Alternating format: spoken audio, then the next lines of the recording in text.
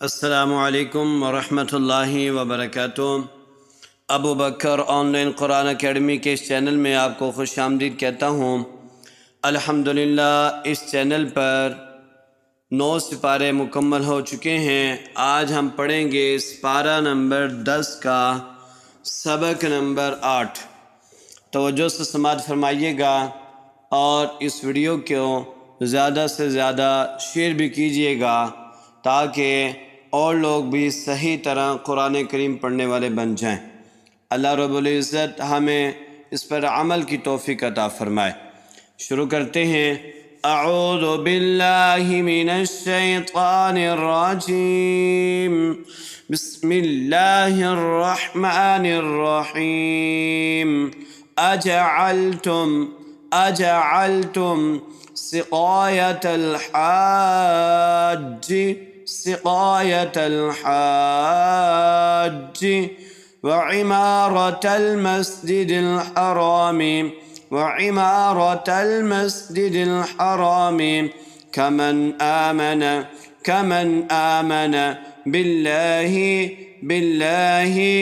वल यौमिल आखिर वजाहद फी सबीलिल्लाहि ला यस्तवूना इंदल्लाह वल्लाहु ला यहदिल कौमल ज़ालिमीन। الذين آمنوا وهاجروا وجاهدوا في سبيل الله بأموالهم وأنفسهم أعظم درجة عند الله وأولئك هم الفائزون يبشرهم ربهم برحمة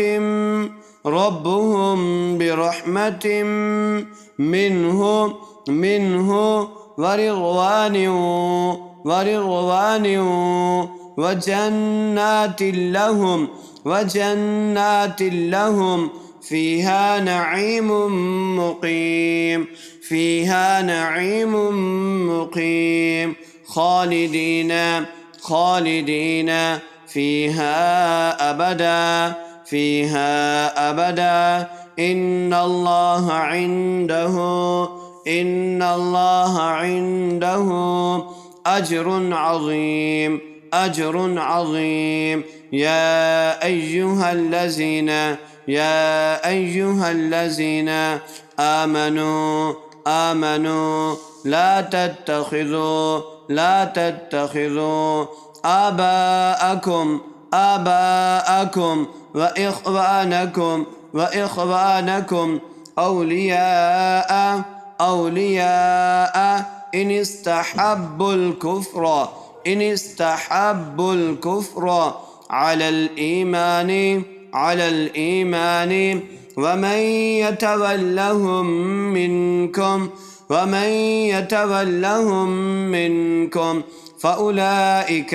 فأولئك هم الظالمون.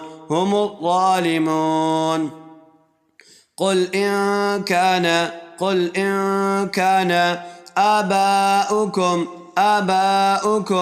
وأبناؤكم وإخوانكم وأزواجكم وعشيرتكم وأموال اقترفتموها وتجارة تخشون كسادها كسادها ومساكن ترضونها أحب إليكم من الله ورسوله وجهاد في سبيله فتربصوا حتى يأتي الله بأمره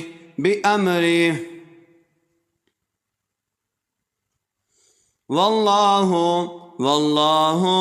لا يهدي القوم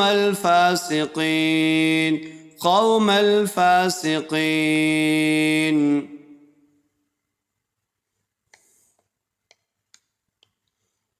أجعلتم سقاية الحاج وعمارة المسجد الحرام كمن آمن بالله واليوم الآخر وجاهد في سبيل الله لا يستوون عند الله والله لا يهدي القوم الظالمين. الذين آمنوا وهاجروا وجاهدوا في سبيل الله بأموالهم وأنفسهم أعظم درجة عند الله وأولئك هم الفائزون. يبشرهم ربهم برحمة منه ورضوان وجنات لهم فيها نعيم مقيم خالدين فيها أبدا إن الله عنده أجر عظيم. يا أيها الذين آمنوا لا تتخذوا آباءكم وإخوانكم أولياء